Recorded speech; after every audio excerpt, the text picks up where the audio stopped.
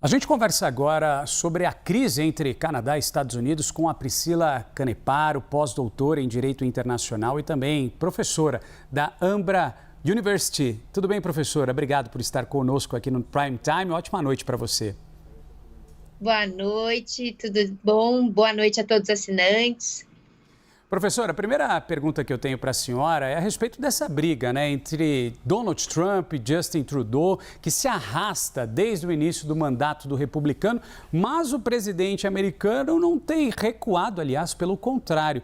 Trump, inclusive, chamou o Justin Trudeau de governador em mais um reforço daquele desejo de anexar o Canadá. Como é que a senhora vê, qual é o impacto, nessa relação entre ambos os países? Bom, Renan, vamos lá. Então, a gente precisa entender que, de fato, essa analogia que o Trump faz, como se o Trudeau fosse, de fato, um governador, vem nessa perspectiva de entendimento que os Estados Unidos quer, a partir do governo Trump, anexar o Canadá. Era uma demanda, não é uma demanda do Trump, era uma demanda já do século XIX, uma demanda que se concretizou com algo que a gente se conscientiza como sendo o Destiny Manifest, que foi um documento dos Estados Unidos, que principalmente reverberou na anexação do Havaí e também queria a anexação do Canadá, mas em 1982 veio a Constituição do Canadá e essas questões foram apaziguadas efetivamente. Com esse apaziguamento dessas questões, a gente entendeu que a soberania do Canadá estava muito bem estabelecida, bem como a parceria comercial que se desenvolveu entre Estados Unidos e Canadá, principalmente com o acordo que a gente chama de acordo NAFTA. Nesse momento veio o Trump, justamente, reverberar um pouquinho do que veio no século XIX e trabalhar com essa perspectiva de possibilidade de anexação do Canadá. Essa possibilidade, Renan, eu acho importantíssimo destacar aqui para os nossos ouvintes, é uma possibilidade ínfima dentro da perspectiva do direito internacional. Por quê? Porque o Canadá é um país reconhecido soberanamente, primeiro ponto. Segundo ponto, a gente precisa entender que o Trump quer fazer é, de fato, contrário aos princípios de direito internacional. A gente só pode ter uma anexação de um Estado, porventura, que venha integrar o território de outro Estado, se nós tivermos, primeiro, uma repressão do governo central em relação a determinadas comunidades, o que não acontece no caso do Canadá, e segundo, se houver um plebiscito ou um referendo consultando a população, se essa população quer de fato ser anexada. E a gente sabe muito bem, que a população canadense não quer ser anexada pelos Estados Unidos, primeiro ponto. E um segundo ponto que é importante também destacar é que muita gente tem dito, e eu acredito também que seja uma análise internacional conveniente, que as medidas impostas em relação a esse estrangulamento da economia do Canadá é justamente para fazer com que haja um decréscimo da economia canadense e que haja uma demanda da população e principalmente governamental para que venha os Estados Unidos anexar o Canadá. Eu não acredito que isso vai ocorrer, mas aí a gente começa a entender como é que se dá a dinâmica da cabeça do Trump em relação a essa fala de chamar o Trudeau como governador do Canadá e bem como quais são os objetivos do Trump também em relação a essa imposição de medidas aos produtos canadenses. Professor, eu acho que a gente tem que trazer também um ponto importante. Em cerca de um ano, México, Canadá e Estados Unidos vão sediar a Copa do Mundo de Futebol Masculino, tudo em conjunto. E aí eu queria saber da senhora de que maneira esse desentendimento político pode impactar, por exemplo, na realização desse evento. Bom, Renan, aí a gente tem dois lados. Um primeiro lado, que é a falta de diplomacia, que de fato que a gente tem observado, principalmente vindo do Trump, então a gente vai observar se de fato vai haver uma quebra, uma ruptura também dentro desse aspecto dos três sediarem a Copa do Mundo, se há um ambiente favorável diplomático, porque é inegável que a gente precisa ter essa diplomacia, se eles vão fazer prevalecer o soft power. O que eu quero dizer com soft power? Justamente, esses estados se colocando no centro da agenda do hype mundial, por assim dizer, da grande imagem mundial, como sendo os sediadores da Copa do Mundo, ou se a gente vai observar um sport washing. O que seria esse sport washing? Justamente, prevalecer a questão do futebol, da Copa do Mundo, em detrimento dos outros problemas. Então, a gente coloca o esporte como destaque, mas, de fato, os outros problemas ainda perduram e ainda, de fato, existem ou coexistem com a perspectiva da demanda e principalmente do grande espelho que acaba sendo essa internacional desse futebol. Então, aí a gente precisa entender. Eu acho que, frente às últimas ações do Trump, haverá uma queda, uma ruptura diplomática e vai ser muito difícil a gente observar o sediar da Copa do Mundo por esses 3 estados. Então, a gente precisa observar se o Trump vai, de fato, reabraçar um pouco da diplomacia para fazer com que seja possível que esses 3 estados venham sediar a Copa do Mundo. E, professora, essa postura do Trump muito mais agressiva, agindo muito mais do que somente blefando, ela te surpreende? Era o que se esperaria dele nessa nova gestão? Renan, ela me surpreende, primeiro ponto, porque de fato eu não imaginava tanto que o Trump fosse ter tantas quebras, tantas rupturas com o direito internacional. A gente sabe que nesse momento ele se sente muito mais confortável, porque é o último mandato dele como político. A gente precisa entender que nos Estados Unidos, diferentemente do que ocorre no Brasil, quando uma pessoa é eleita 2 vezes para o cargo de presidente da República, ela não pode ocupar mais nenhum cargo político dentro da perspectiva, né, institucional dos Estados Unidos, não apenas ser presidente, mas qualquer outro cargo político. Então, o Trump entende que é o último momento para ele trazer feitos que ele se propôs a fazer. Segundo ponto que eu acho interessante também a gente aqui lembrar é que o Trump hoje, ele tem a maioria do Congresso, a gente sabe disso, e principalmente o Partido Republicano, hoje, ele está muito mais voltado para os ideais trumpistas do que estava no governo Trump 1.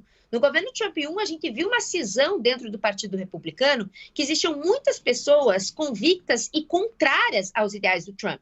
Então, ele se sente muito mais confortável para desenvolver essa agenda e para falar justamente sobre perspectivas de ruptura com o direito internacional e com as relações internacionais clássicas. O que eu vejo é que alguns pontos, sim, de fato, são muito surpreendentes, principalmente um ponto cujo qual ele fez, né, com o Zelensky. A gente sabia que o Trump, né, pelo menos quem analisa essa perspectiva institucional internacional do Trump, a gente sabia que ele ia se posicionar em um lado muito mais favorável para a Rússia, porque ele tem um bom relacionamento com o Putin e ele é um exímio crítico da OTAN. Bem como o Putin, o Trump também é. Mas a gente não imaginava que fosse haver, né, tamanha humilhação em cadeia nacional, em cadeia internacional midiática, frente ao presidente, então, da Ucrânia, que é o Zelensky. Isso a gente não imaginava. A gente também não imagina que o Trump vai sair da Organização das Nações Unidas. Ou a gente não imaginava, hoje já há um movimento, né, reverberado pelo Elon Musk, que há a possibilidade dos Estados Unidos sair da ONU. Mas a gente imaginava que os Estados Unidos fosse sair da OMS, Organização Mundial da Saúde, como o Trump fez. Então, alguma perspectiva já era esperada. Mas esse radicalismo frente às relações internacionais, frente à diplomacia, frente ao direito internacional, confesso que tem muito nos surpreendido de maneira negativa, porque esse mundo multipolar, esse mundo dialógico, esse mundo multifacetado e principalmente, né, multilateral, ele está em descrédito, ele está em decréscimo. Mas o Trump tem vindo, justamente com o antropocentrismo dele, fazer com que a gente tenha uma queda ainda mais acentuada desses valores que vinham já sendo concretizados já desde a finalização da Guerra Fria. E, professor, aproveitando a sua presença aqui conosco, né, e o seu conhecimento, eu queria entender, como você mencionou, né, a relação dele em cadeia nacional, a postura que ele teve perante a Zelensky, enfim, tudo aquilo que a gente acompanhou. O que a gente pode esperar daqui para frente? Ou ainda está tudo muito nebuloso, né, nessa relação entre Estados Unidos e Ucrânia, Ucrânia e Estados Unidos? Renan, nesse ponto, eu acho que não tem nenhuma nebulosidade, eu acho que é muito claro. O que acontece? O Trump vê a OTAN como um repaginamento da segurança da Europa a partir da Segunda Guerra Mundial. Ou seja, a Europa deixou de gastar, de investir em segurança, porque os Estados Unidos também começou a financiar a organização do Tratado do Atlântico Norte, que é a OTAN, e essa OTAN, por conta do artigo 5º, que é a legítima defesa coletiva, começou a se valer justamente de uma proteção dos países europeus. Porque só para a gente pensar, né, basicamente a OTAN foi criada para conter o avanço soviético. Nesse momento que a gente não tem mais União Soviética, ela se valeu justamente de garantir uma legítima defesa para a Europa, de garantir, né, um terreno propício para que os Estados Unidos tivessem um investimento de segurança dentro da Europa, por intermédio desse foro multilateral que se chama OTAN. Quando vem a guerra da Ucrânia, obviamente, a gente tem um governo democrata que é favorável à OTAN, que é favorável ao estabelecimento de laços ou continuidade de laços com a Europa, principalmente a Europa Ocidental. Então, não se vê grandes problemas em mandar um contingente de valores para a Ucrânia e nem de continuar financiando a OTAN, continuar participando da OTAN. Chega o Trump, o cenário muda.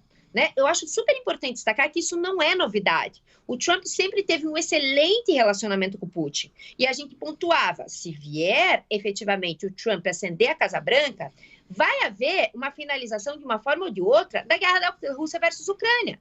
Por quê? Porque vai parar de mandar contingente justamente financeiro para a Ucrânia, como está acontecendo. E segundo ponto, não vai virar as costas para o Putin e também vai parar de financiar a OTAN. Ou seja, em outras palavras, o Trump ele não se importa se os laços com a Europa ficarem estremecidos se ele parar de financiar a OTAN, se ele parar justamente de apoiar a Ucrânia. Tanto é verdade que a gente já vê, desde 20 de janeiro, a Europa, tanto a nível nacional quanto a nível comunitário, falar em defesa, investimento em defesa. A Alemanha investindo em defesa, como não ocorria há muito tempo, e a União Europeia também falando em defesa, porque ela sabe que o Trump não vai apoiar a OTAN e não vai apoiar a Ucrânia se, porventura, isso se contrapuser aos interesses russos. Existe um elo de ligação muito forte entre Trump e Putin. Então, o que eu acredito que vai acontecer? De fato, o Zelensky vai ser obrigado, como já está sendo, a ceder parcela do território do leste ucraniano para a Rússia e, principalmente, firmar esse acordo sobre os minérios que se encontram em território ucraniano para, entre aspas, pagar aquele contingente econômico, financeiro que já foi despendido pelos Estados Unidos para a Ucrânia. Então, isso para mim é muito claro, Renan. O que acaba por ser um terreno nebuloso é como ficará a relação dos Estados Unidos com a União Europeia e, principalmente, qual vai ser o papel do Trump na intermediação, entre aspas, desse relacionamento. Nós conversamos com a professora Priscila Caneparo, pós-doutora em Direito Internacional e professora da Ambra University. Professora Priscila, muitíssimo obrigado pela gentileza de estar conosco aqui no Prime Time. Uma ótima noite. Obrigada, boa noite.